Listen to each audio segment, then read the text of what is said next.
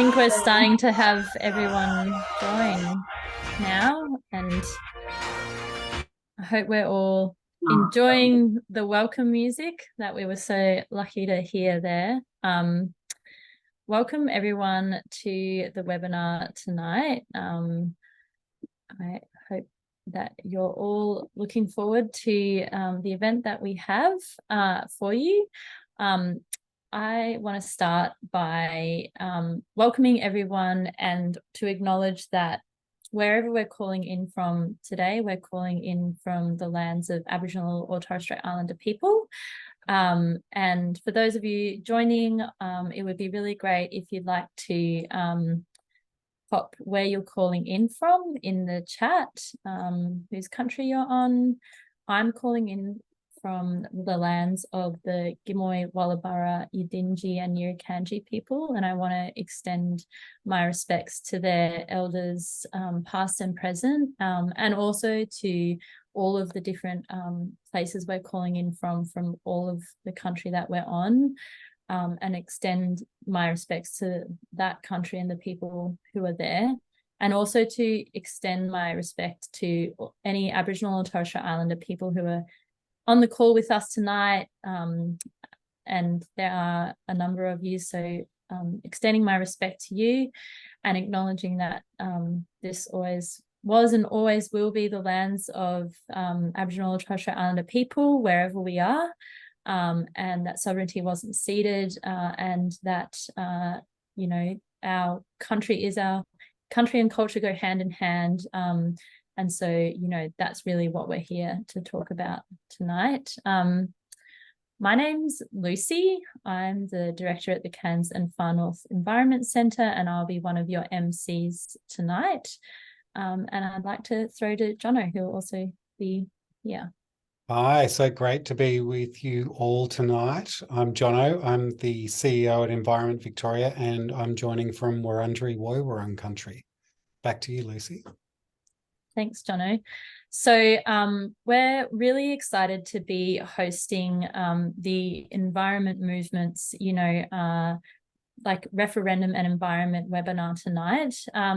This is a shared event hosted by a group of different conservation councils and environment organisations from across Australia. And, you know, when you joined, you would have seen some of those names of those organisations at the bottom. And I'm sure there's many people from many different organisations all over Australia here tonight.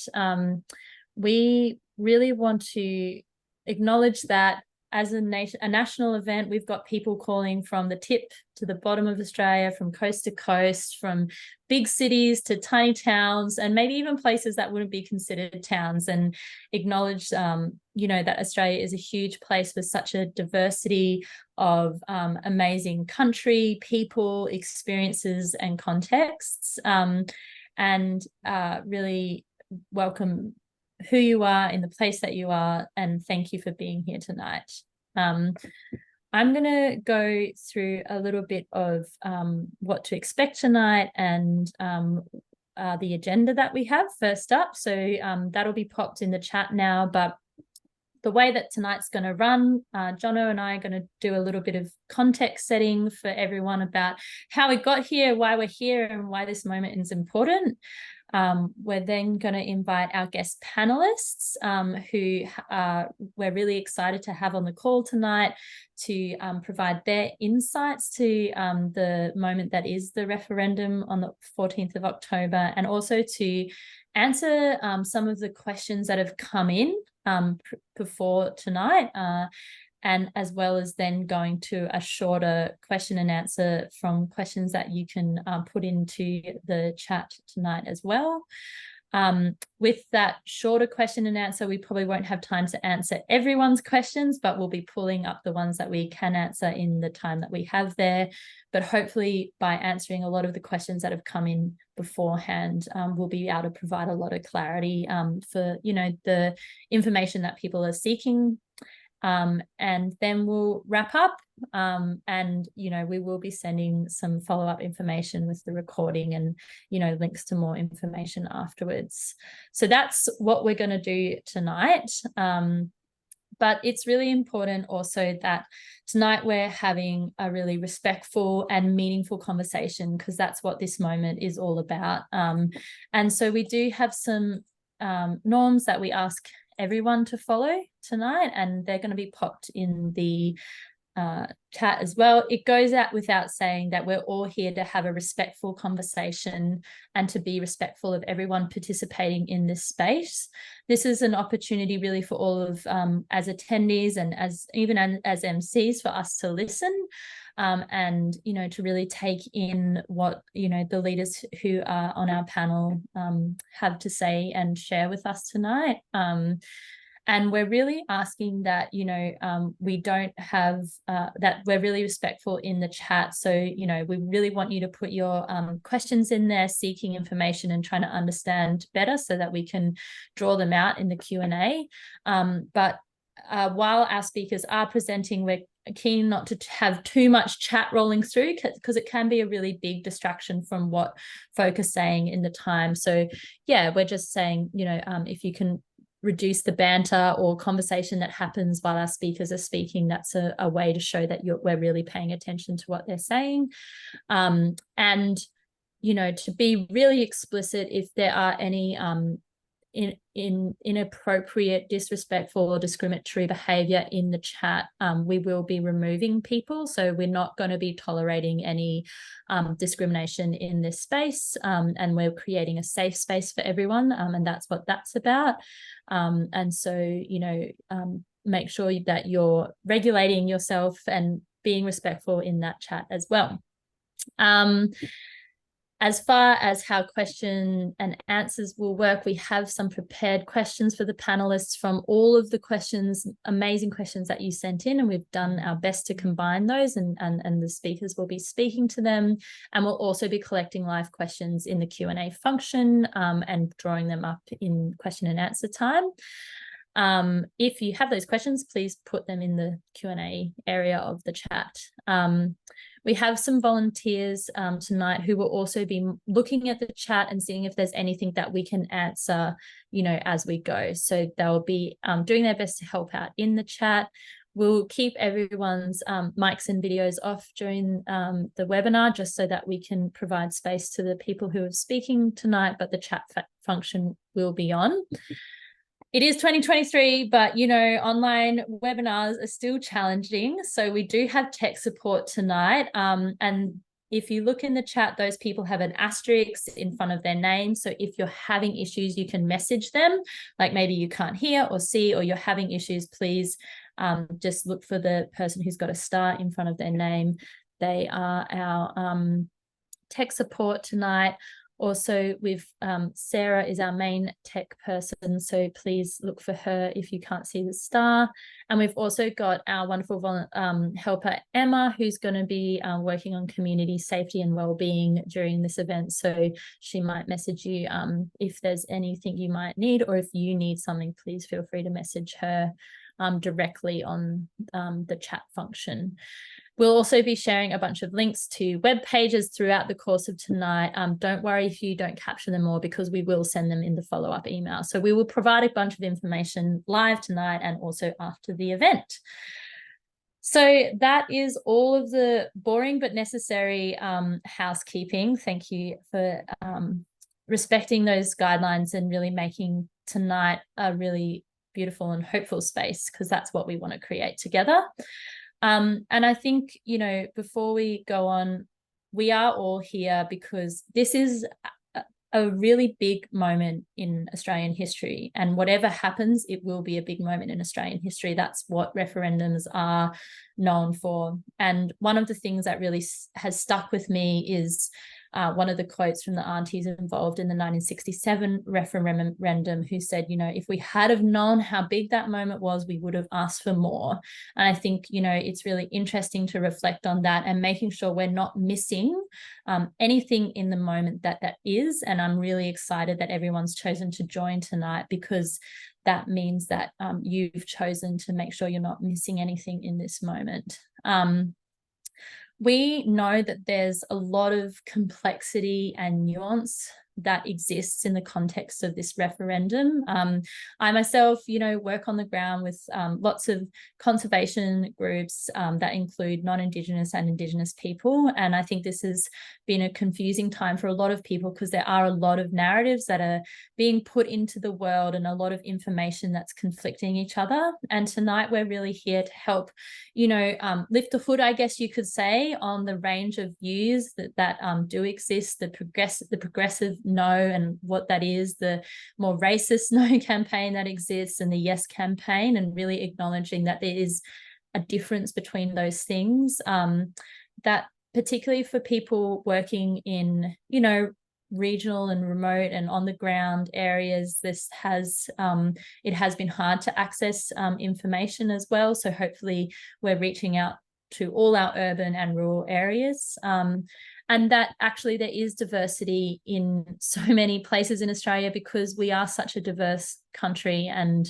every place has a different story and every person has a different story. But at the core of what we want to talk to about tonight is that this isn't just a moment for people. This is a moment for the environment as well. And even seeing those things differently is a certain, way of looking at the world. And so I think hopefully tonight we can really highlight that, people and nature go hand in hand. And so this referendum and this moment also is a moment where people and the environment go hand in hand, and culture, country, and, all of that together is really, it bleeds from every bit of the work that we do. So I think that was really the context I wanted to provide, for how we got here today. And I think, and the moment that we're in, but I want to throw over to Jono, who, I've been around for 10 years doing active stuff in the environment movement. Jono's been around for even longer time, and I think can talk a bit to the history. So I'm going to throw over to him. Thanks, Jono. Thanks, Lucy. I'm coming to grips with the fact that I am getting old. When I was in high school, Pauline Hanson was elected on a platform of punching down on Asians and Aborigines. And it was the same election John Howard became Prime Minister. And part of his agenda was to let Energy Resources of Australia dig up Mirarr country on Kakadu. The proposed Jabiluka mine was a fight that brought together environmentalists and traditional owners in an iconic battle against big money and racist politics. And ultimately they won. Why I'm telling this story is because it's one of so many stories in the history of the environment movement where we have joined forces with First Nations to protect country, where a shared threat brought us together in common cause. But whilst ERA and John Howard were the villains of the day, they represented just the latest in a long line of greedy businessmen and politicians looking to make a profit with little care for those who they harmed along the way. And it's really important for me to remember that this thirst for land and resources was actually what drove the colonisation of this place we call Australia in the first place, that led to the horrific frontier wars, to the destruction of great rivers and grasslands and forests. And the horrible truth is it has never really stopped. For most of the last 2 decades, I've been involved in the politics of the Murray-Darling, Australia's biggest river system, the ancestral domain of over 40 nations.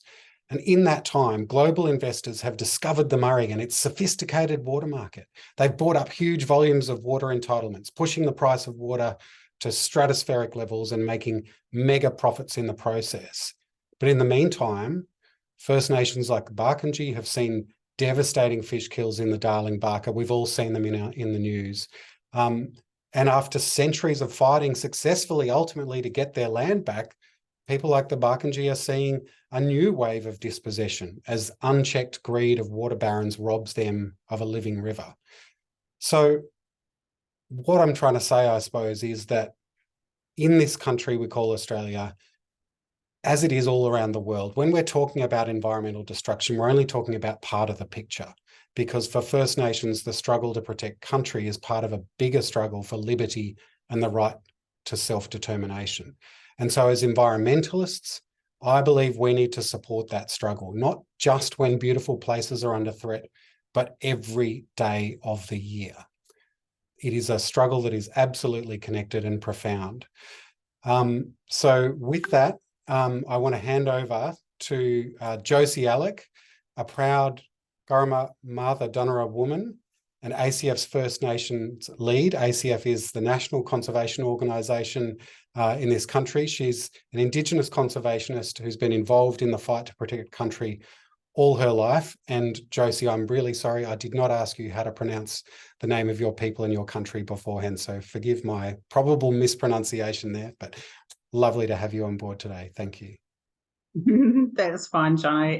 Yeah, and thank you everyone for having us today here on the webinar, and thank you everyone for being here. I'm currently up in Nulluma country, in my country, in the Pilbara in WA, and I'd like to acknowledge my old people and all my ancestors and the young people and all of my mob here that I'm on this meeting today. So speaking about culture and environment, and I just want to tell you a little bit of a story. And if anybody's heard of Save Our Songlines, that was something that I co-founded with my niece, Raylene Cooper, who's now in court with Woodside. Got an injunction the other day to stop the pipeline Scarborough gas coming through. And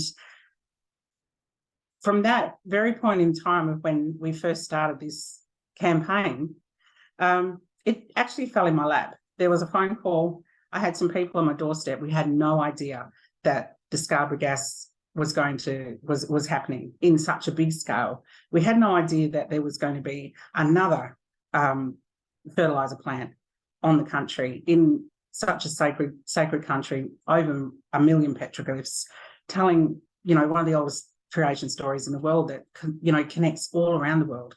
And this is our songlines. These are everywhere we go, and they're in everybody's country. And, we have to really honour and respect that. And at the moment, we're seeing a really huge destruction and devastation of our country. And it's like, we look out our doors, we go out and out of our cities, and you look out your door and you see smoke coming out in this beautiful wilderness, and there's a mine. And, this is happening constantly all around our country. And as First Nations people, we've been here to protect that country for so long. And those stories in the rocks, they are there to give us and to teach us about longevity and sustainability of all life on Earth, which means everything. That's the environment. That's everything that we are here to look after, that we're here to protect. Our water mainly, we are made, most of us is water as people, and we all know that. And as Jono said, our water sources are being attacked by these big mining companies. And that's something that we all have in common as people, but also as First Nations people. We have had this belief and this ingrained in our DNA for millennia, since the dawn of time, to protect and love Mother Earth and nature and everything on her, and to sustain our lives as well as everything else. And so when it comes to culture and environment, the absolute longevity of sustaining and now teaching the healing of Mother Earth has to be here. And so that's why when we see a destruction and we start campaigns like Save Our Songlines, and in our countries to look after our Nyora, our country, is because it's not because we're told to, it's because it's ingrained in us to do so, because it's from our teachings. And what I suppose outsiders don't understand, and now a lot of outsiders are now, through environmental groups, are coming together to actually, bring together the First Nations at the forefront and entwine First Nations into the environmental movement, because this is what it's all about. It's about healing our country now. It's had enough, and we can see those effects through climate change. We can see those effects, the impacts are happening, and at the expense of our children. And that's a big statement, but it's so true, because our children are the ones that are suffering, not only my children, but everybody's children. And so when we are here and we're standing up for them, we have to stand strong now, and we've really got to make these moves, whichever way we do it. If we infiltrate, if we write a letter, if we pick up the phone, if we give donations, whichever way, standing on the forefront of whichever way your heart takes, we must be strong now. We've got to stand up for Mother Earth. This is about us being together as people. And so when we have a government that's giving us this opportunity, and it's an opportunity of a lifetime, because like Lucy said before, if they had known back then when the referendum was how much impact this could have, they would have asked for more. And we're not asking for much. We're just asking for a voice. We're just asking to be heard through a governmental system that has kept us down. And so when we're here, this is our healing journey. And this healing journey starts with us, and it starts with all of us. And so by healing and giving us a voice to be able to create opportunities within the governmental systems to be able to change legislations and laws on environmental impacts of our country, this is where it starts, when we get together and we start uniting our voices. And, having people here that are right here listening to us and listening to, our pledges, people that really want a voice in this country. I'd like to say thank you to everyone for being here, and I'd like to acknowledge everybody for doing their work and the work that they're in where they're at. And on that note, thank you everybody for listening to my little spiel. And so in saying that, so SOS actually brought me to ACF as First Nations lead. So I saw an opportunity and I took it. And so here I am. And I'm so proud and honoured to be here speaking with everybody. And right now we have some amazing, amazing people working for country, looking after country. These are our... look, I'm going to let them introduce themselves, but I'll tell you their names first. These are our amazing Indigenous panellists, and we've got Tamika Sadler, we've got Jaron Murray Jackson, we've got Tatum Moore, and we've got Talisha Minikin. So thank you, everybody, and here's our beautiful guests. Awesome. I was going to say good afternoon. Oh my goodness. Good evening, everyone. My name's Tamika Sadler, and I'm a proud Aboriginal, Torres Strait and South Sea Island woman with my Aboriginal connections here to Gubbi Gubbi country on the Sunshine Coast. And yeah, thank you, Auntie Josie, for that beautiful handover and, sharing a little bit about your journey. And, thank you to you mob that are on the panel and other mob that are out here on the call tonight, having these big yarns.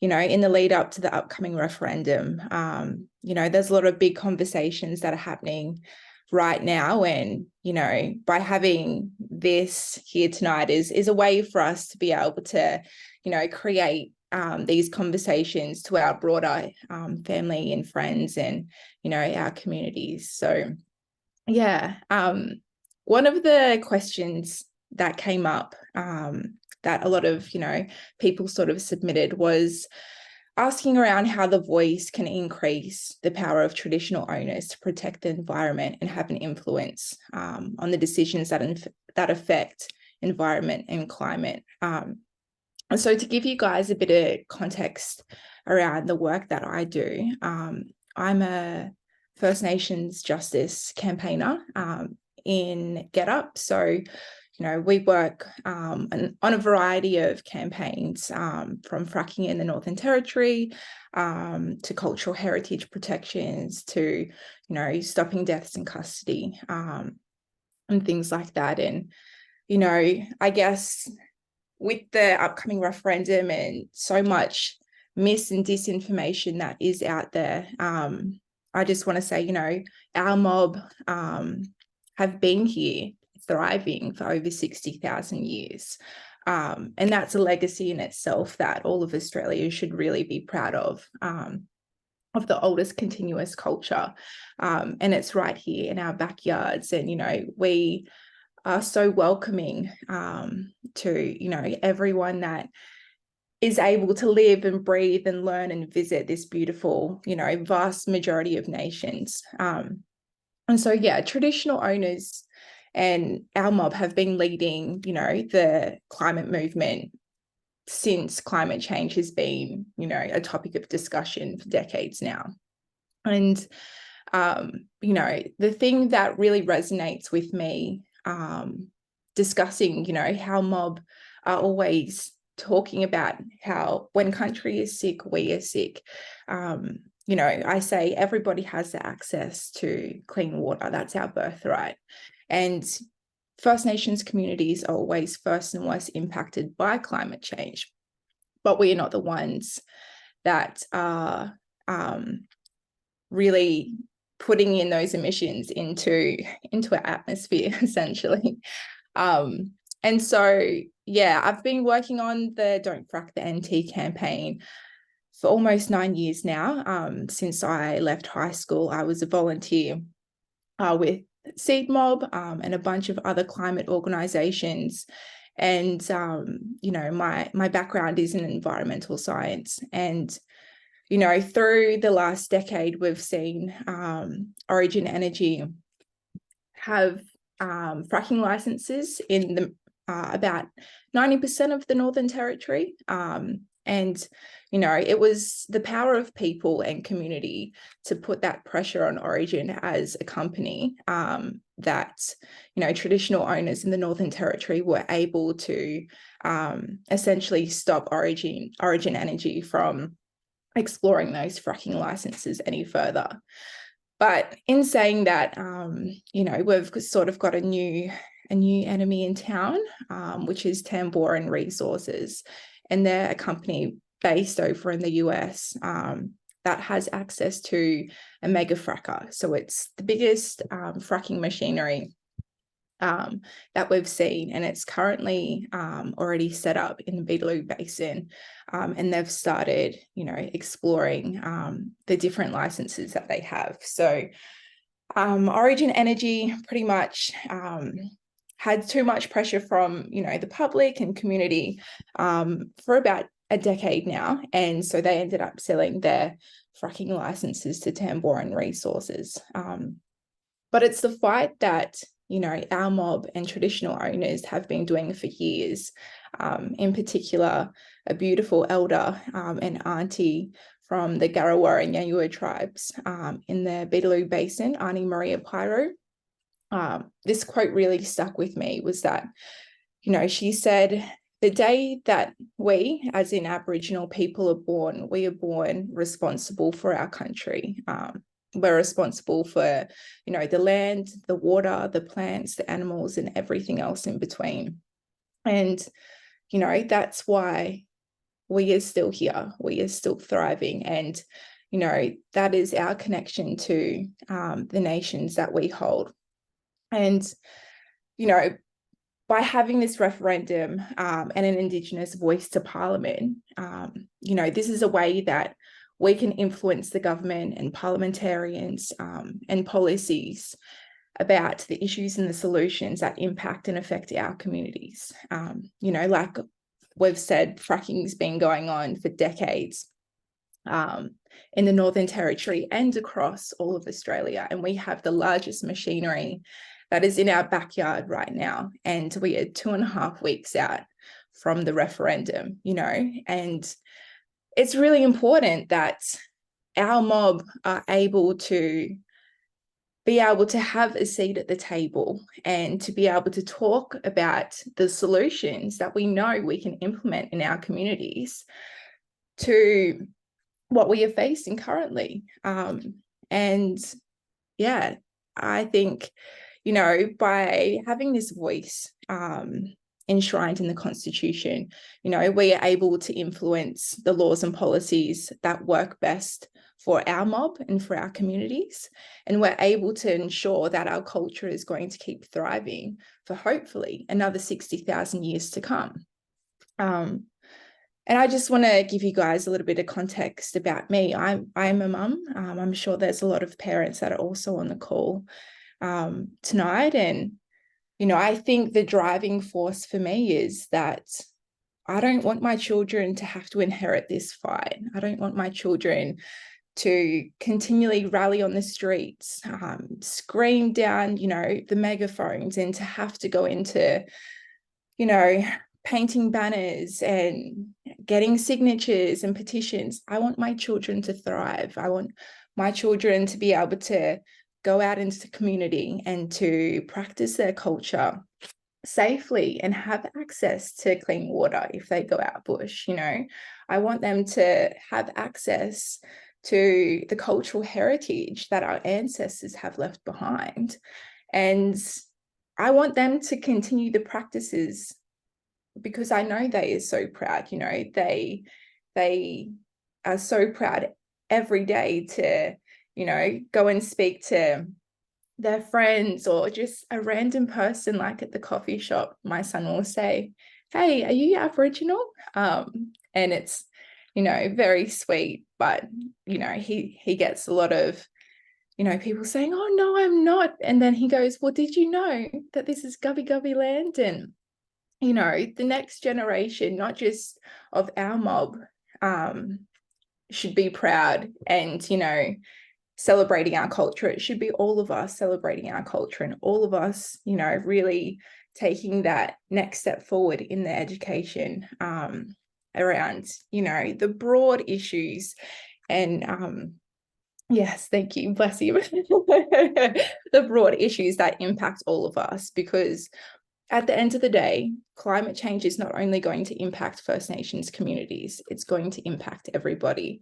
And if we don't act now, and if we don't establish, you know, a yes vote in the upcoming referendum, a lot of the work that, you know, our mob and, you know, the climate movement have been fighting for decades is really going to be pushed to the side and not taken seriously by the government.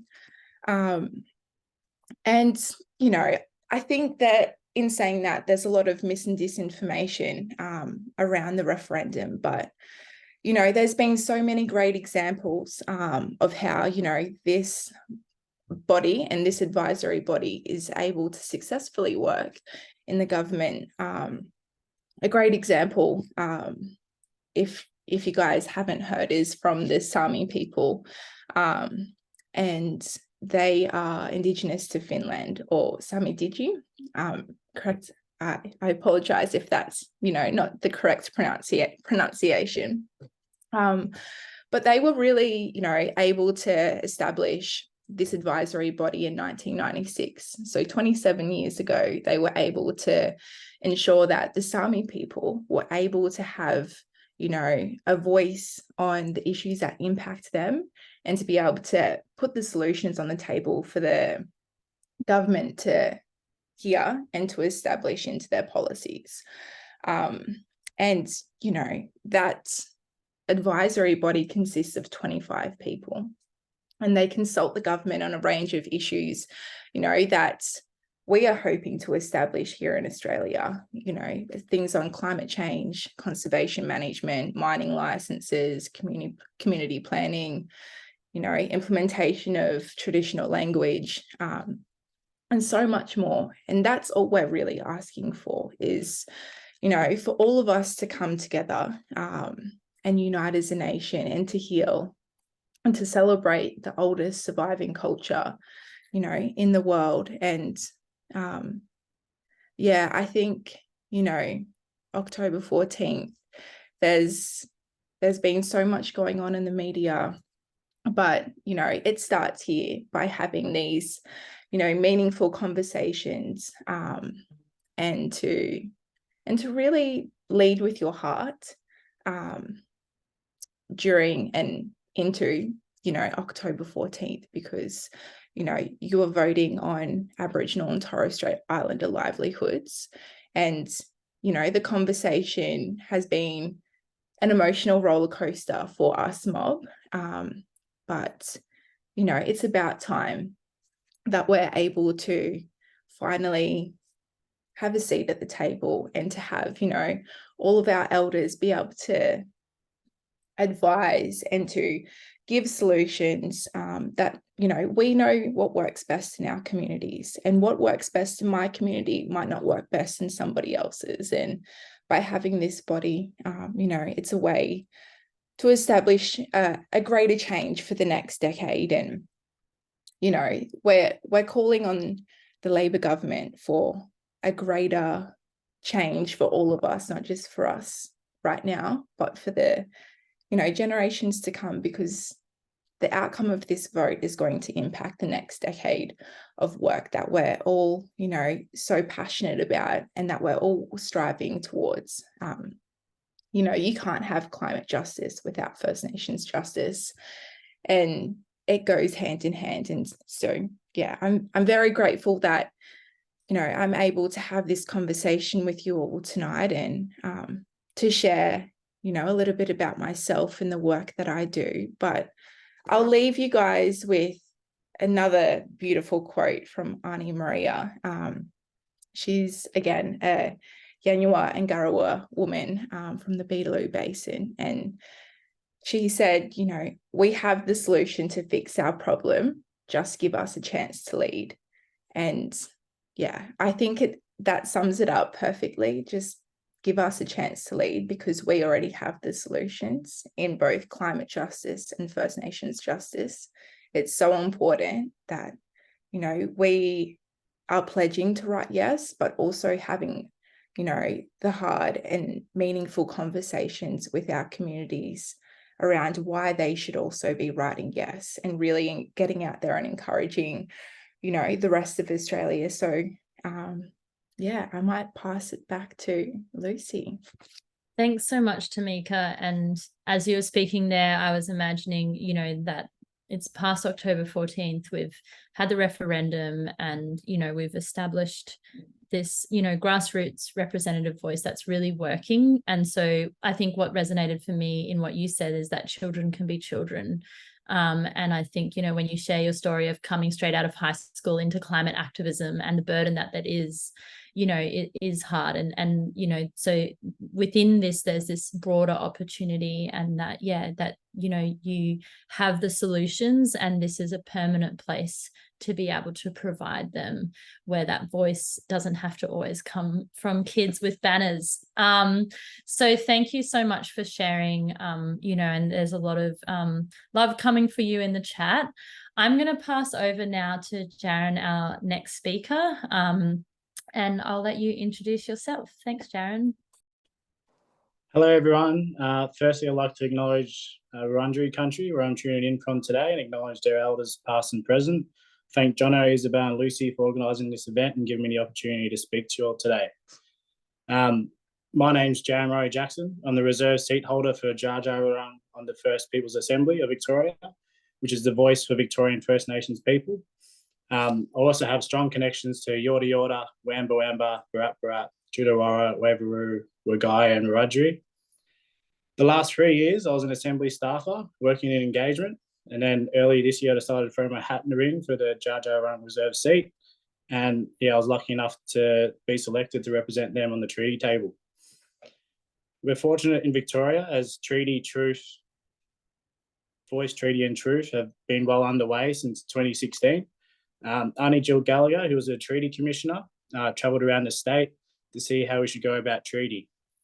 Then in 2019, the First Peoples Assembly of Victoria had their election. 32 members were elected, 10 of which were reserve seats for traditional owner groups with formal recognition from the state, like Dja Dja Wurrung. The rest were elected through general elections across 5 regions: Metro, Southwest, Northwest, Northeast and Southeast. From 2019 to 2023, the first round of members had the task of creating the treaty foundations. They created the Treaty Negotiation Framework, which is the ground rules for negotiations, the Treaty Authority, which is the independent umpire who will oversee negotiations, and a Self-Determination Fund, which is a fund to level the playing field for traditional owners when they start negotiating with the state. They also called on the state for a truth-telling commission, because everywhere we went, we heard from community there can't be treaty without truth, which saw the creation of the Yuruk Justice Commission, the first truth-telling commission in the country.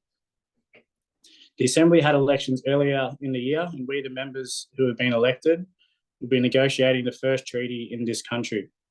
It's important to note that there'll be two types of treaties in Victoria. So there'll be traditional owner treaties because every mob's different. Gunai Kurnai's treaty down in Gippsland will be very different to Jar Jar Rung's treaty in central Victoria because our land's different and our people are different. Traditional owner treaties will cover things such as land, water, language, culture, and more. And then the other type of treaty is a statewide treaty, which is a transfer of power from the state, from the Victorian government, over to us as the First Peoples Assembly, which will allow us to make laws and policies for First Nations peoples on things that affect them in matters such as justice, health, education, housing, and more. The Victorian government have realised that what they've been doing for Indigenous people the last 230 years isn't working. They know you get better outcomes for Indigenous people when you listen to Indigenous people. More so when you give control to Indigenous people, which has enabled us to action all three elements of the Uluru Statement of the Heart: voice, treaty, and truth. Some other states have started similar processes, but Victoria's a few years down the road in our journey, and we're already starting to see the benefits, which is one of the reasons why I'm voting yes. Having a national voice would be a start for mob in other states who don't have that voice and representation. When you create a strong Black institution focused on the same goal, you see real change and real self-determination. Sure, the voice is only an advisory body, but it's the first step in the right direction. I'll go through a little bit of what Jar Jar Rung gets up to now. So in 2013, the Jar Jar Rung Clans Aboriginal Corporation entered into a native title settlement with the state of Victoria. Our recognition and settlement agreement was an important milestone for Jar Jar Rung people and the Victorian government, as they now recognise us as the traditional owners of this country and acknowledge the history of disbursement and dispossession that has affected our people. It also provides us with some legal rights to practice culture, access and use our land and resources, and to have a say in what happens on our country. The agreement gives Aboriginal title of some of our traditional lands, including the right to actively manage country. The agreement is an important starting point for the self-determination of Jar Jar Rung, and we will continue to build up the structures and processes that will enable us to make the most of these rights. Since then, we've created our Dalkunyarja Country Plan with goals for strengthening Jara or Jar Jar Rung people, cultural practices and customs, cultural heritage, bush tucker and medicine, riverways, rivers and waterways, land, self-determination, traditional owner economy and joint management, which gave birth to strategies like our climate change strategy, renewable energy strategy, and forest gardening strategy, which all ties back to caring for country and the environment. When traditional owners have control of country and how it's managed, you get a healthier environment every time. Even with all this great work, there are still lots of gaps for Jar Jar Rung people, which I hope will be filled by treaty negotiations sometime next year. Treaty negotiations which all stem from that first brave step to create a collective voice for all First Nations people in Victoria. You can see what a collective voice here in Victoria can do. It's time for a national one. Once we get a national voice established, I have no doubt we'll be able to close the gap, heal country, and improve the lives of all people in this country. Because when you give us control over our own affairs, we thrive. And when we thrive, all of Australia thrives with us. I'll go to the question that was pre-asked of me here. So the question was, what is in place or what can be done after the vote to ensure the voice is representative and benefits the country, the community on the ground? So I guess firstly, if you look at the design principles of the Indigenous Voice to Parliament, there are 3 pillars regarding this exact issue. The voice will be chosen by Aboriginal and Torres Strait Islander people based on the wishes of local communities. The voice will be representative of Aboriginal and Torres Strait Islander communities, gender balanced and include youth. The voice will be empowering, community-led, inclusive, respectful and culturally informed. So just by looking at that, you can tell that it will be representative and hopefully it will reach to the community on the ground. I believe the base model for the voice proposes 2 members from each state and a further 5 members would represent remote areas due to their unique needs. An additional member would represent significant population of Torres Strait Islanders living on the mainland here. I think that takes it to about 20 or so. All of those seats will need to be democratically elected by their communities. That's why it's very important that community voting the right people for the voice. It's going to take a lot of hard work being a national soundboard for First Nations issues. Representation is something I'm really big on. We're currently working on how the Assembly represents all First Nations people in Victoria. We started at a point and have been building since 2019. And we're doing things like adding more seats for traditional owner groups, creation of an elders and youth voice, and more. The point is, we got ourselves in the door. It wasn't perfect and we acknowledged it. And now we're doing something about it. So hopefully the voice will do the same if there are any gaps with their representation or engagement. In closing, it's important to note that the voice would have an organisation to help them reach their communities. Just like the Assembly does, we have an organisation of around 50 staff supporting us elected members do our job, with roughly 16 in engagement. This all goes back to my point of creating strong Black institutions. By doing so, it gives us power and a space for leaders of our community to come together, which can only be a good thing. And yeah, that's all for me. Thanks. Thanks so much, Jaron. And I think it's been really valuable to hear some examples of like that this is happening, you know, this process has happened in different ways before. And I think, you know, what you really sort of ended with there with, you know, describing that, you know, on October 14th, we vote yes or no for the concept. But one of the good things about doing the hard work to get it right afterwards is we can continue to grow it and form it as we, you know, work through the challenges that will inevitably come. And I think that's a really important thing to share. And I'm really glad you've done that today. And it's been really, I think the other thing you've highlighted is that the voice alone is not the solution to everything that we're working on. And there's so many other, you know, there's the treaty, there's the truth telling, and that, you know, all of us here on this call from the conservation groups and the First Nations community know that there's a lot of hard work that comes around this and that we're all committed to doing that hard work together. So thank you so much for sharing.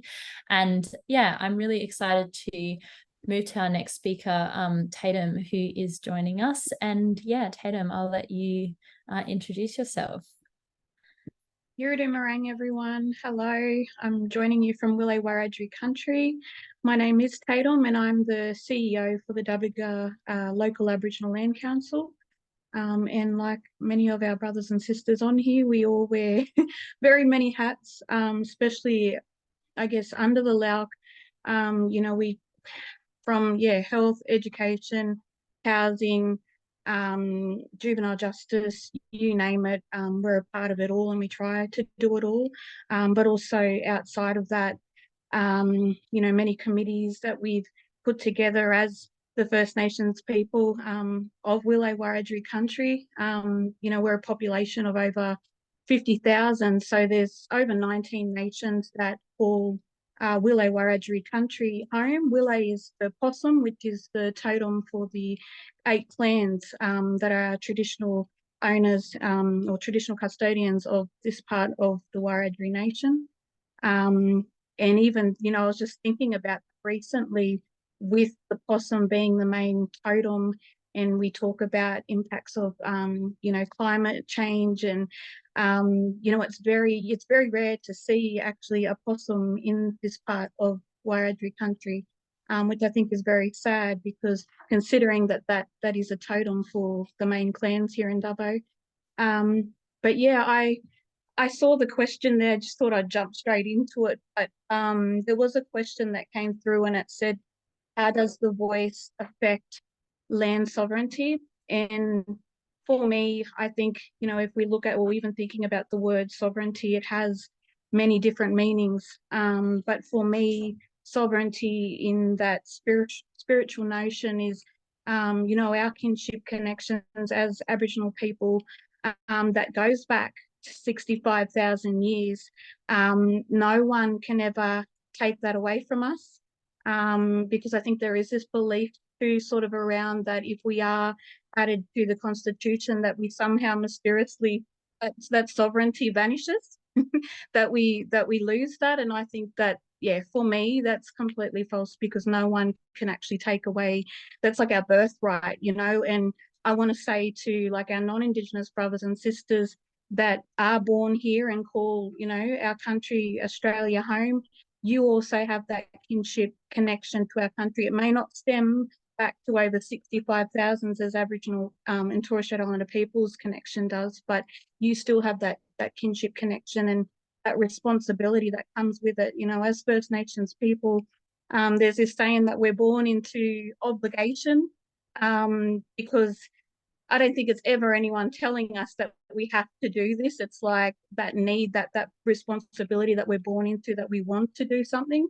no matter what it is, that we want to be a part of it. We want to fight for the rights of our people and caring for country.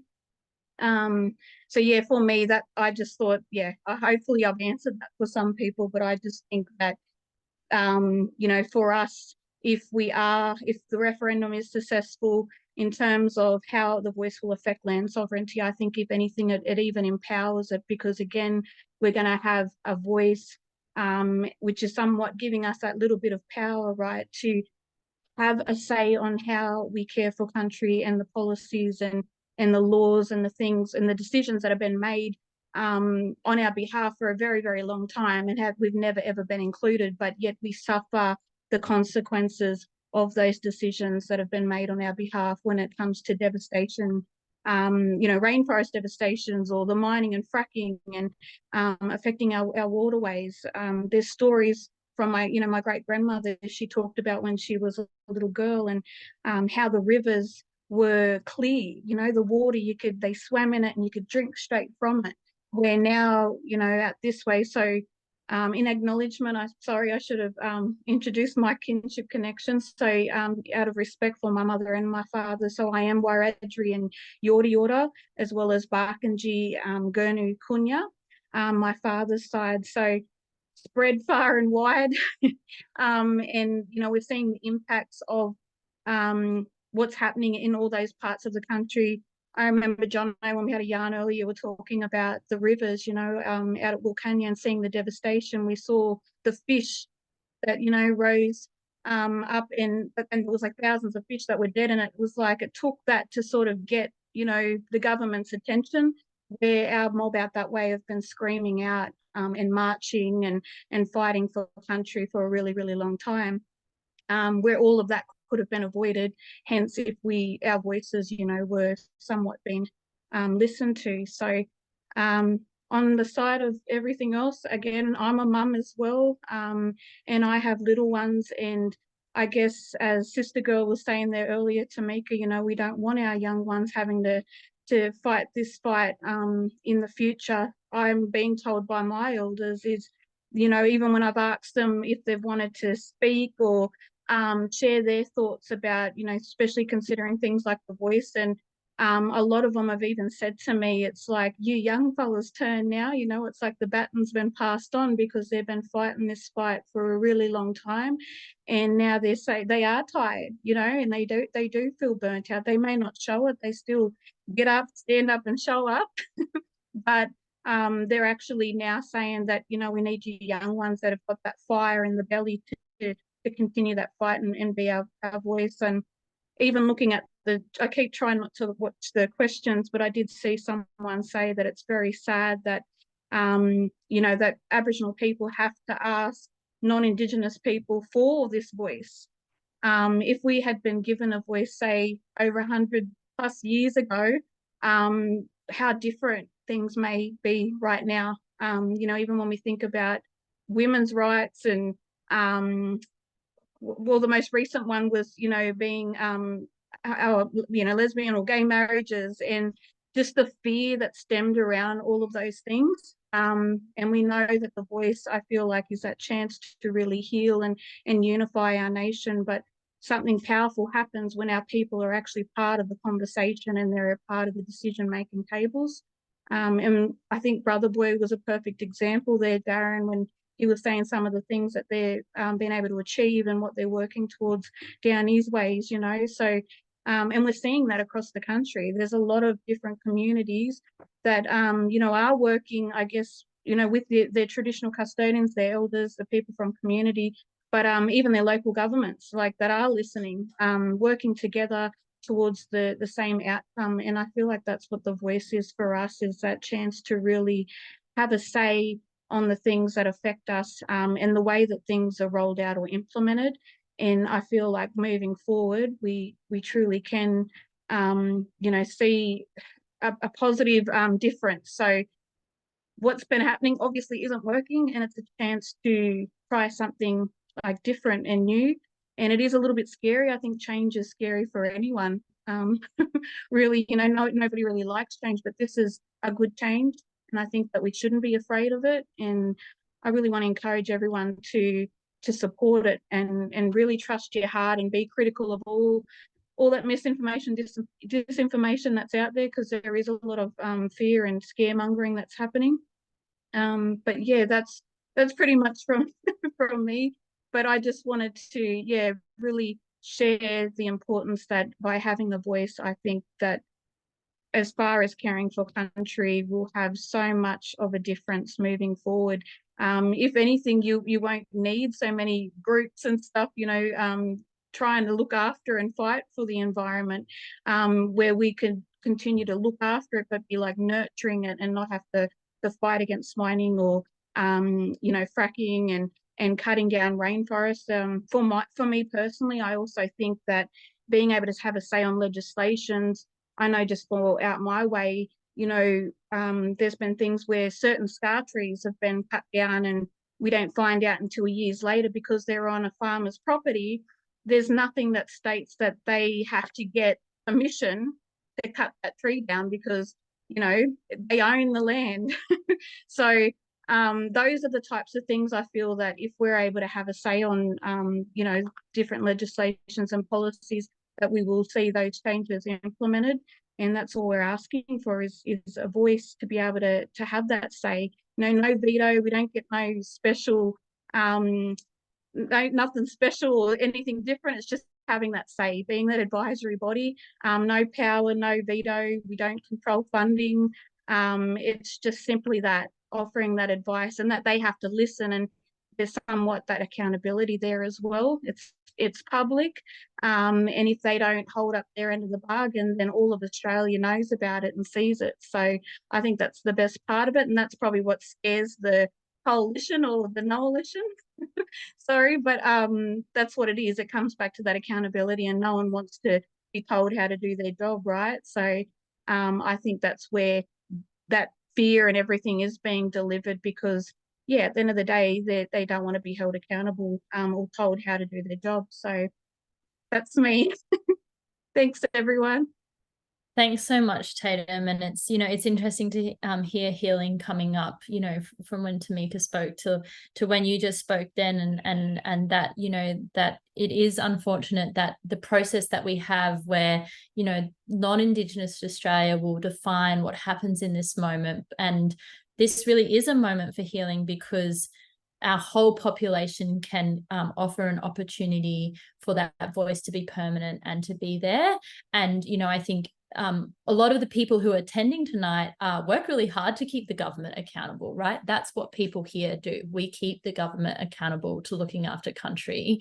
And so I think, you know, while the voice is advisory, there is that work that we know we can do to keep people accountable to like those public you know, commitments and, you know, things that might come through the voice. And, you know, I think that you know, I also heard a lot of nurturing, you know, like it's a healing moment, but maybe it's an opportunity for us we won't have to fight as much to stop impacts to the environment, and we can nurture our relationships as people and the environment that comes alongside that. So thank you so much for sharing. And I'm going to throw over to Talisha now, who's our last speaker for the night, to share some of the perspectives that she has. And I'm just waiting for her to come up. Here she is.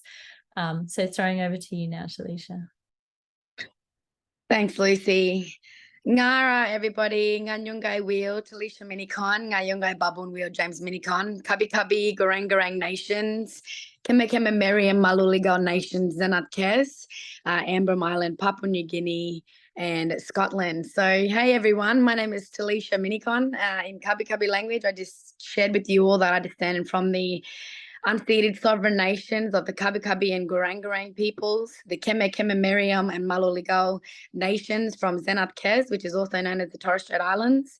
I'm also Australian, South Sea Island, Papua New Guinea, and Scottish. So I have a really big mix in my bloodlines, like a lot of us. So I just want to acknowledge the traditional owners of the land that I'm zooming in from today, which is the lands of the Gimwe, Wallabari, Yidinji, and Yutakanji peoples.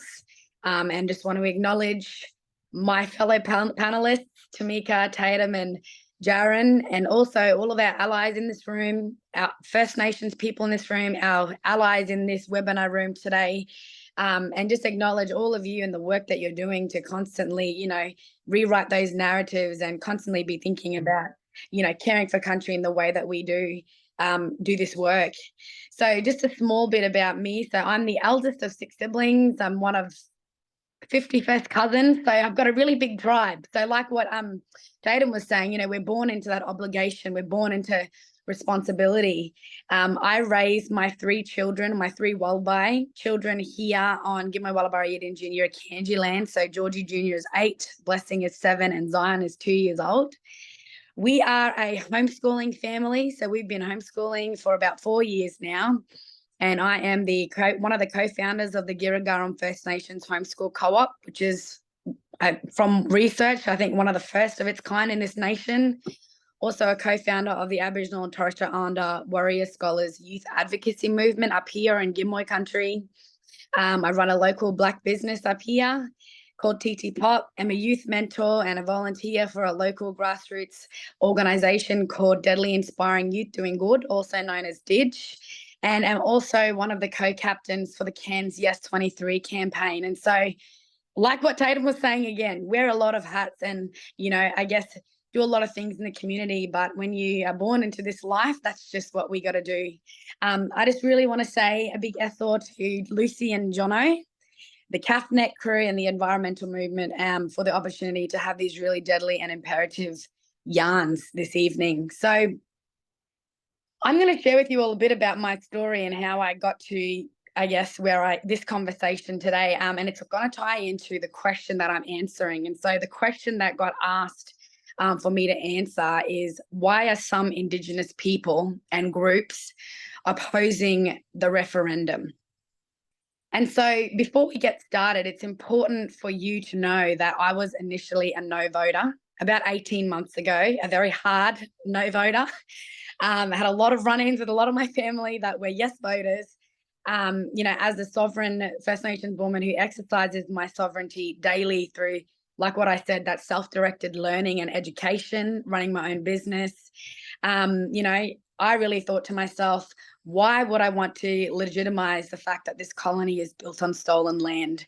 And so, quite frankly, for me, because of this country's history, I just couldn't bring myself to trusting the government, and a lot of you know our history and know, the dispossession and the disconnection and the discrimination that happened for First Nations people. And as I was going back and forth in my mind and in my thoughts, I felt really heavy about it. Like I know a lot of First Nations people are feeling, just from personal conversations that I've had and even just conversations that I've seen online. And I was wrestling with it. And my grandfather is turning 80 in January. And when I was yarning with him, he was saying, well, look here, bub. He said, we gotta start with something, eh?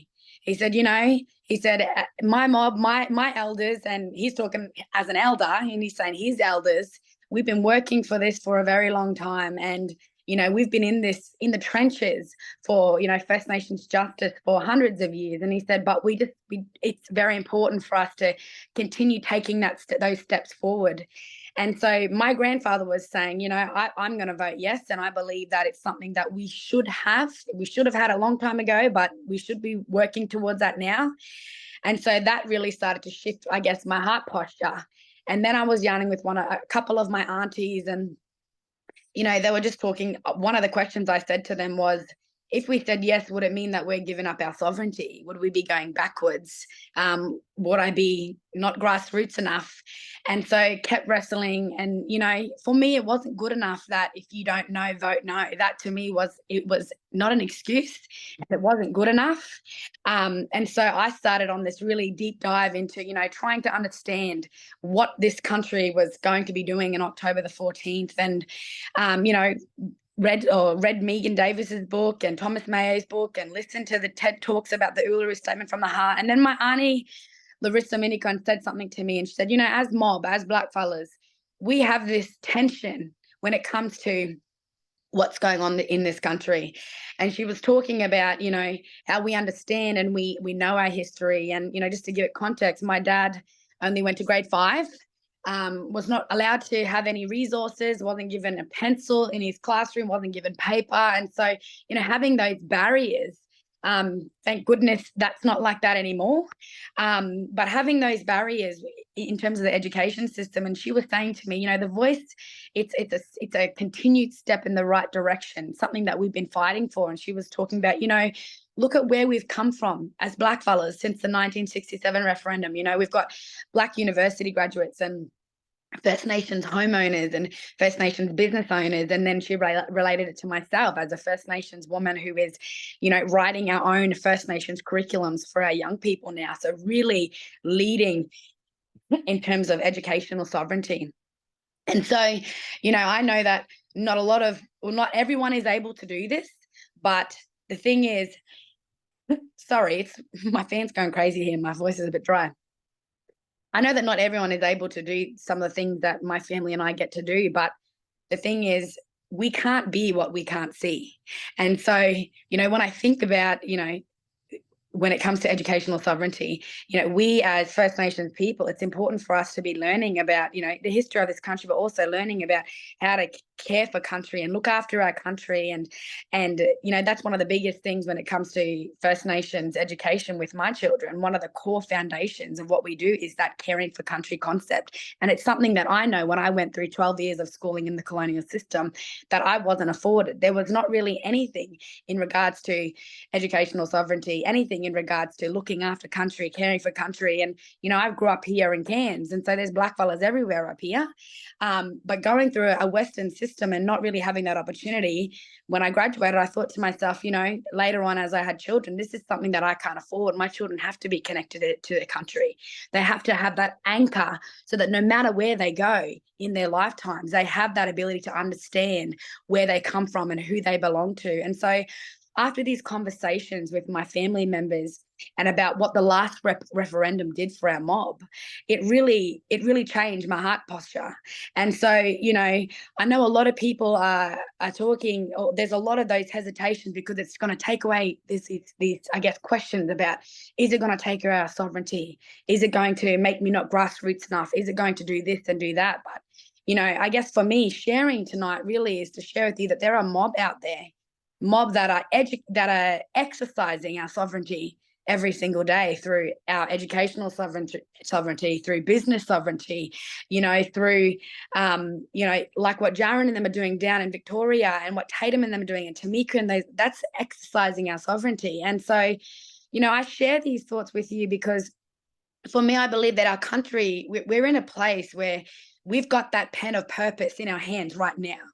We have that ability right now to write what the story is going to be for this country. And we have the ability right now to be able to say, this is what First Nations people are wanting. And I know that there are people that are, you know, speaking and saying, you know, sovereign First Nations people don't want this. But I share with you as a sovereign First Nations woman that this is something that we do want.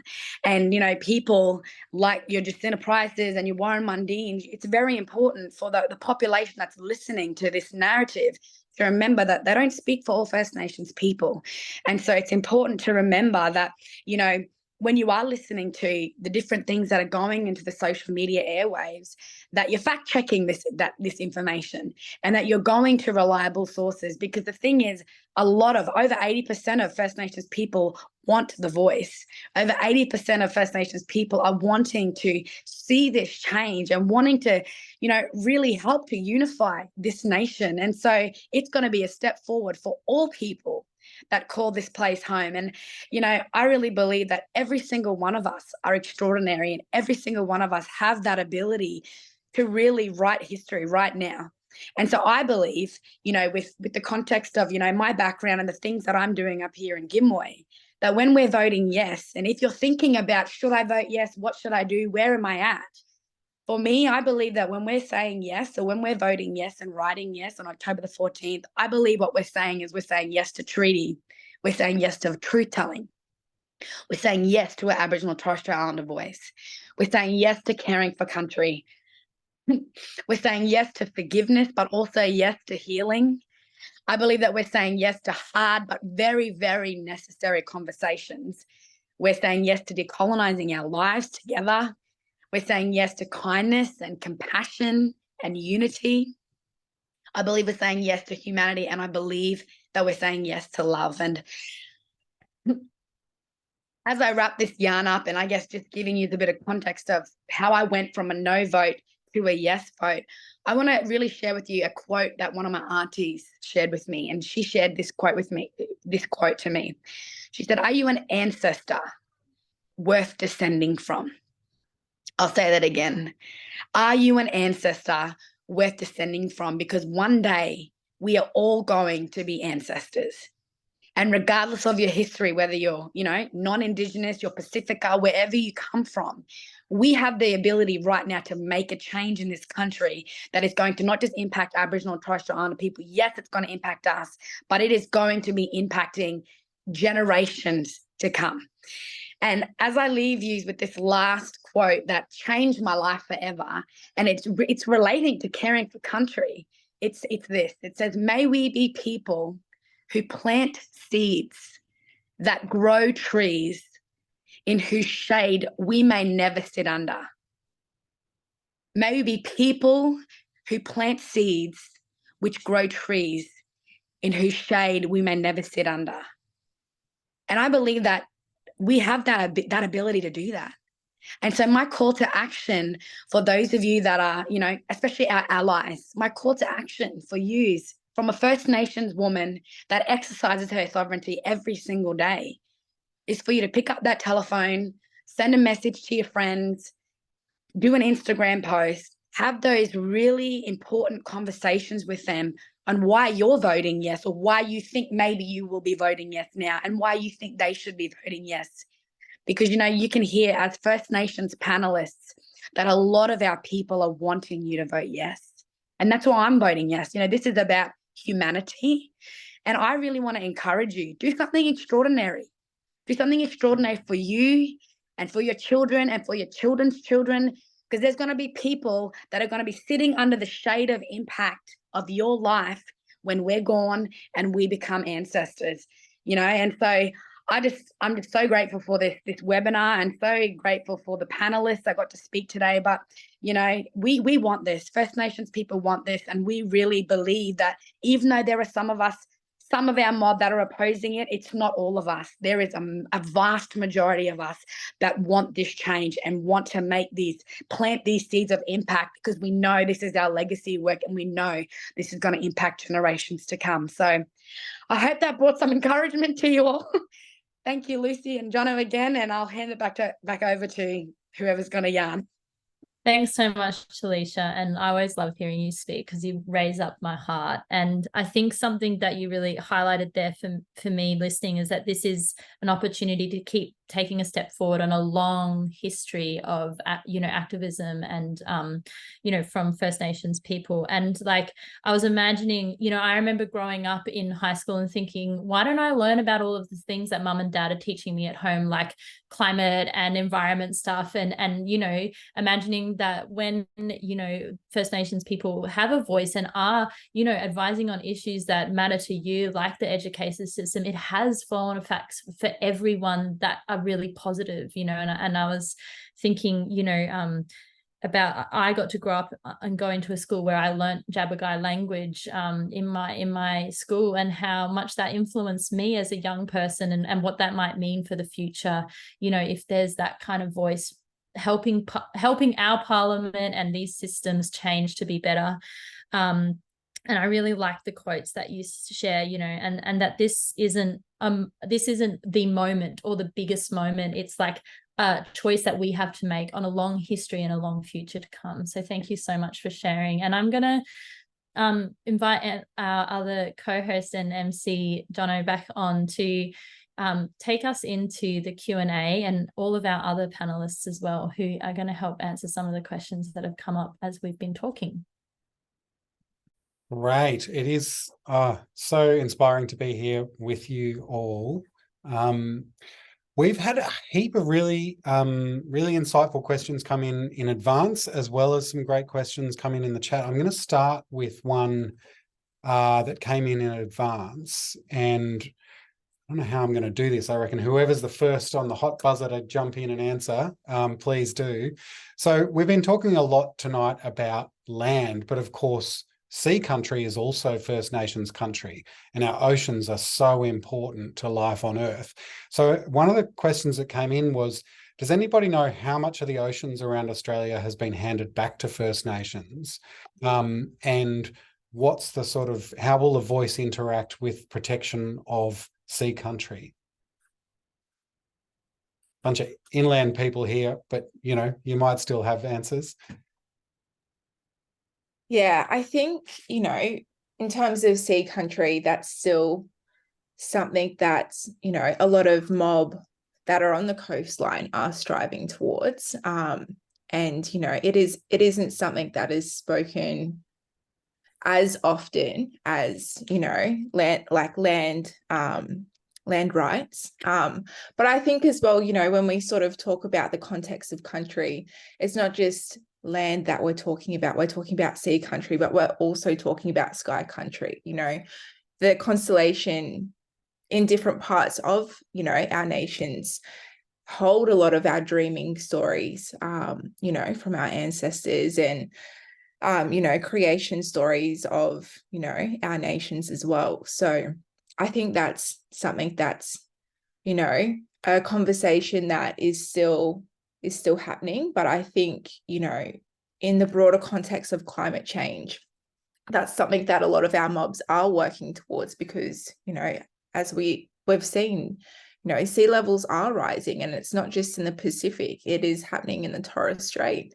And then, you know, as well with light pollution impacts, you know, turtles being able to safely come on shore to, you know, lay their eggs. And then, you know, that also distracts the hatchlings from, you know, what has been ingrained into their species for thousands of years, you know. So yeah, I think it's a conversation that, you know, we need to speak more of, especially around sea country, and also sky country too. Thank you. Did anyone else have anything to offer on Josie? Yeah, I actually think also you're right, Tamika, that's there are also a lot of groups. I know in the native title over here in WA that there is no water or sea country involved in any negotiations or anything, but it is now, you know, there are different groups coming up and, you know, looking out for the ocean. There are different environmental groups as well that are getting together with First Nations people to look after sea country, especially whales, and, you know, turtles or sea life. So it's really important, because that attack on our water and our sea, you know, our freshwater and our seawater it's real and it's happening. So yeah, there are things popping up all around Australia that are protecting sea country, and people are getting together to do it. Good sign. We've had a bunch of questions come in a similar vein around really how does how will a voice help First Nations people stand up against lobbyists from, you know, whether it's big mining or big lobbying, big logging, sorry. I suppose, yeah. Can you talk to how the voice, you know, will assist in the struggles that you have all talked about on your country?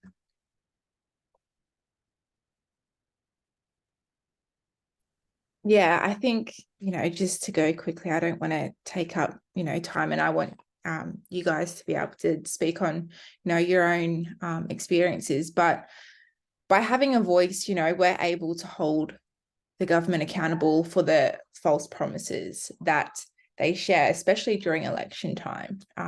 We can see just recently in the last couple of years with, cultural heritage protections, was Reconciliation Week when it made international news of Juukan Gorge being blown up by Rio Tinto. And then, we had the inquiry into being able to establish stronger cultural heritage, reforms and legislation. And, if that moment didn't happen, then, the government wouldn't have changed the policies that have been implemented generations ago that need to change because the structures don't work for our mobs, and they clearly, getting away with destroying our history, whereas, they have other historical, monuments and heritage pieces in museums, but they didn't find, a sacred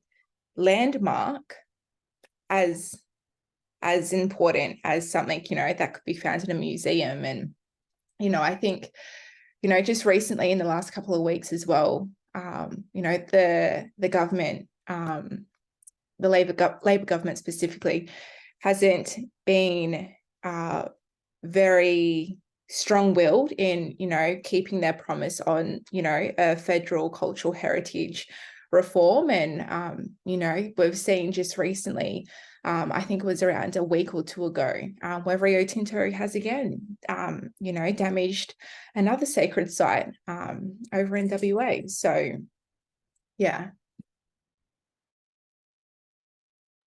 I guess like my view on like the lobbyist sort of thing is like hopefully we get strong black powerful leaders elected to the voice, and their voice would overpower those lobbyists' voice. There'll be a structure there that these strong leaders will be appointed to, and they'll be able to go into Parliament and have yarns with people hopefully before lobbyists do. So yeah, that'll be powerful in itself.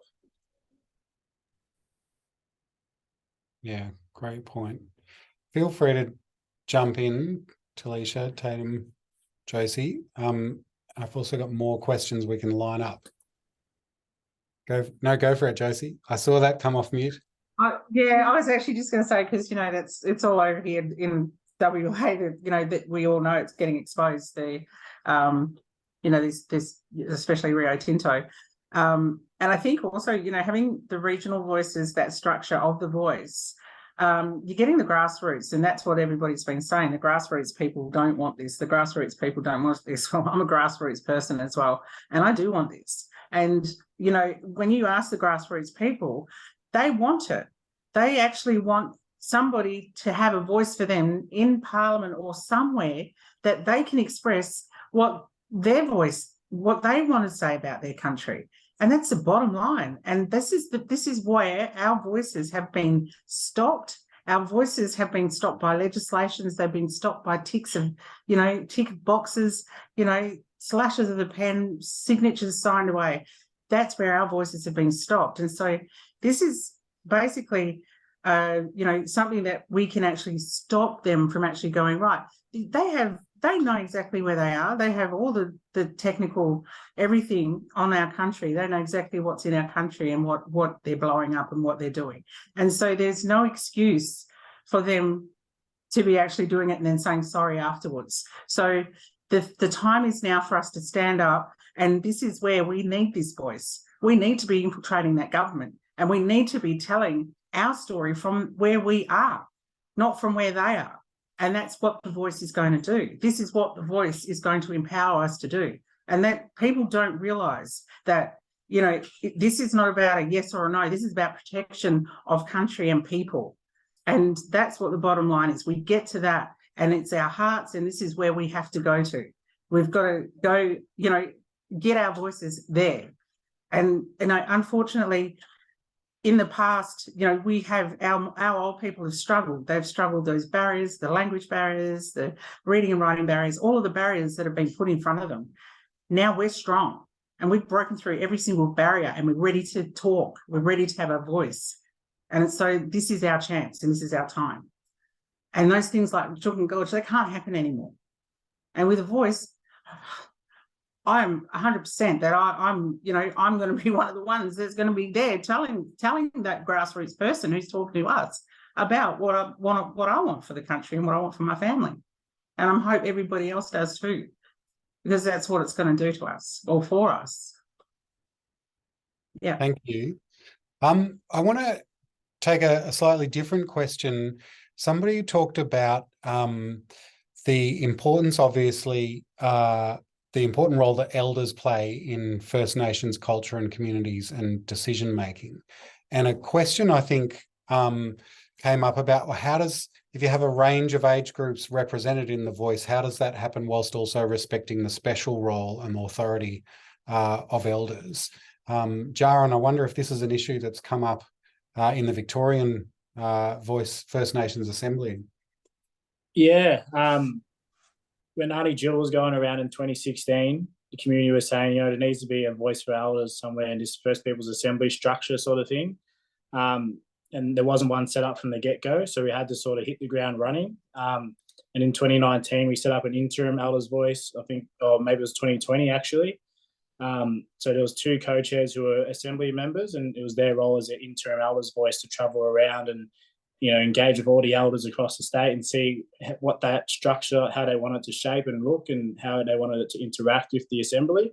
And so we had our recent elections, and then we have new elders voice co-chairs, and now they have all the data from the last 2 or 3 years of engaging with elders of how they want that sort of elders voice to be shaped. And so now we just sort of need to create it. It's going to take a while to figure out, you know, how exactly it's going to work with the actual chamber and everything, but we're hoping that'll be set up over the next 6 to 12 months. It'll be sort of like a formal structure within the assembly, and it'll give advice on things. And when we start negotiating, we'll ask it for advice as well. So yes, exciting stuff. And we'll also do a youth voice, which would be sort of similar, but it won't be as much of a formal structure. So yeah, if that makes sense. Yeah, great.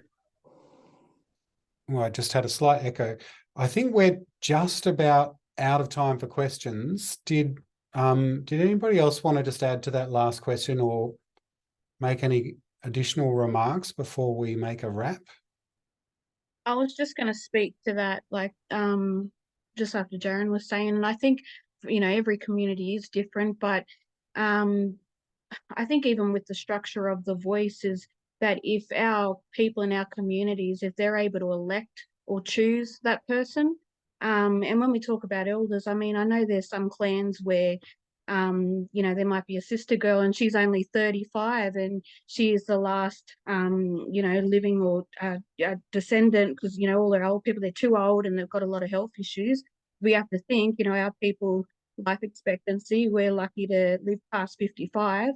So we're seeing a lot of young people that are actually being asked by their elders to step up and be an elder. And this could be in different forms, from, you know, welcome to countries and whatnot. So again, I think it'll look different, but it comes back to each community where if they can physically like choose the person to be that grassroots voice, or to be that representative for their community, to speak on the needs and the wants and the concerns.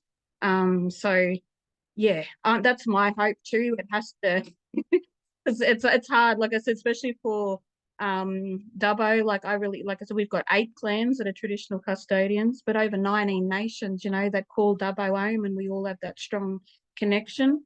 So it's just, I can see the concern and the worry around that, because they're like, how can one Aboriginal person be the voice for everyone? And we know you can't.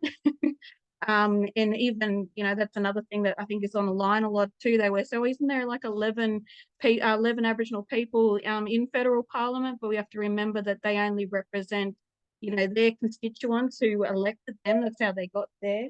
But also the parties and whoever they affiliate themselves with. And the higher they get, I think there's somewhat a disconnect, right, between the people on the ground and the higher that they go up.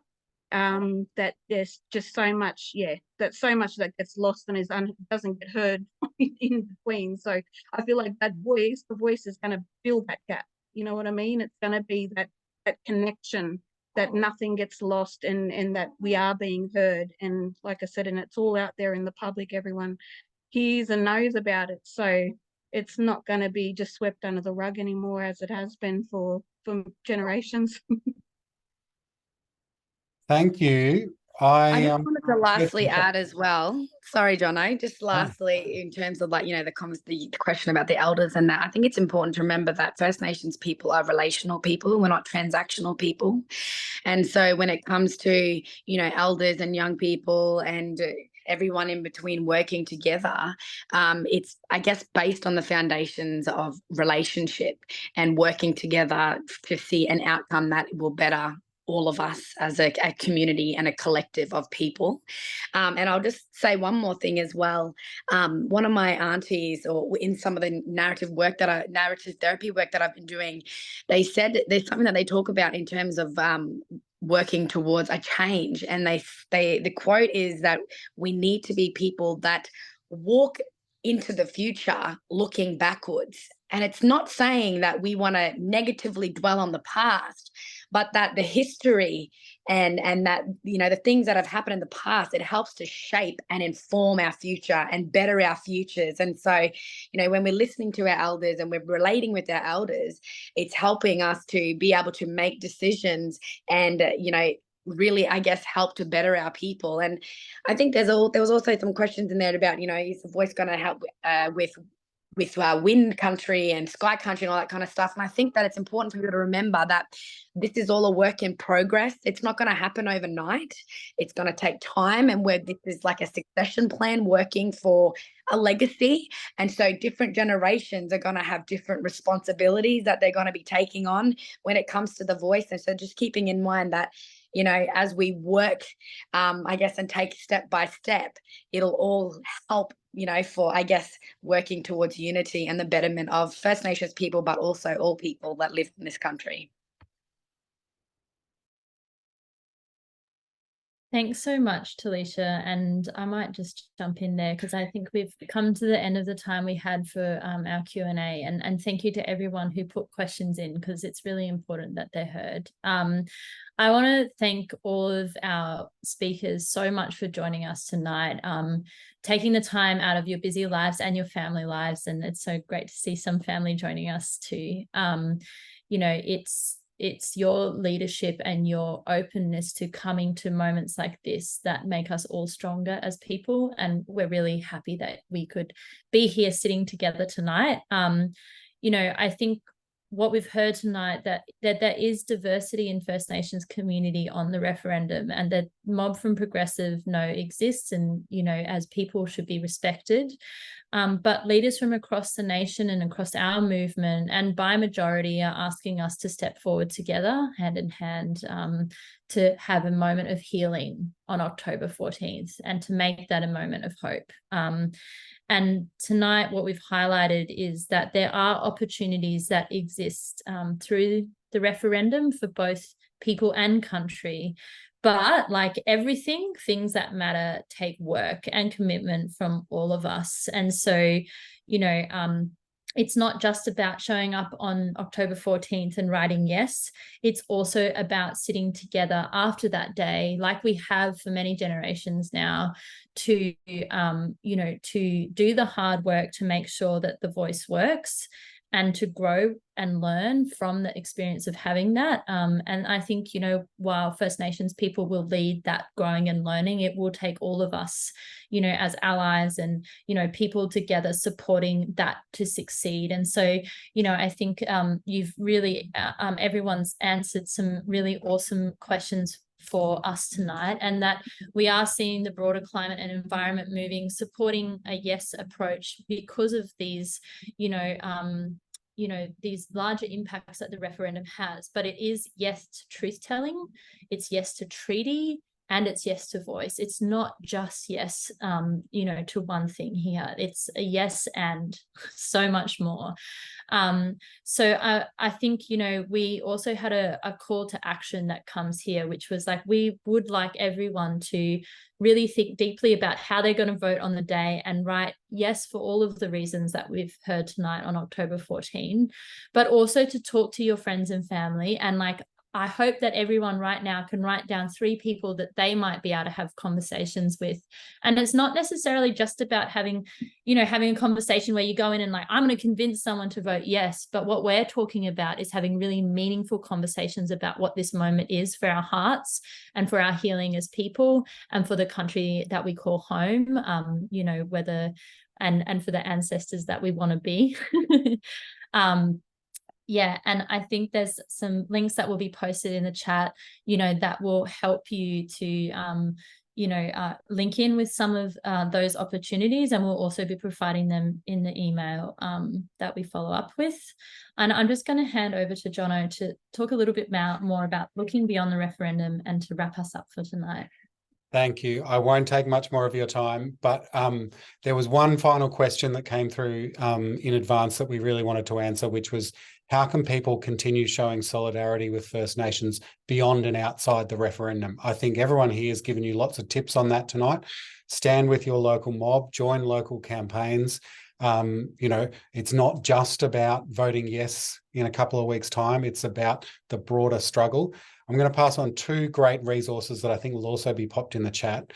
Passing the Message Stick is a source of evidence-based communications advice led by First Nations people to build support for that bigger transformative change. There's a website, lots of great things you can you can learn about how to talk about this stuff in a way that empowers First Nations people. And then another one is Talk Black, again run by and for First Nations people. It's an online platform dedicated to reclaiming our shared history, to truth-telling and building people power. It's got podcasts, it's got videos to keep you informed and ways to take action. Again, we'll share the links. Great way to keep informed and keep active. Thanks so much, everyone. I'm saying goodbye now on behalf of everyone. I'm coming to you from Wurundjeri Woiwurrung country. Wherever you are, you're on First Nations country. Respect that and go well tonight. Thanks, everyone.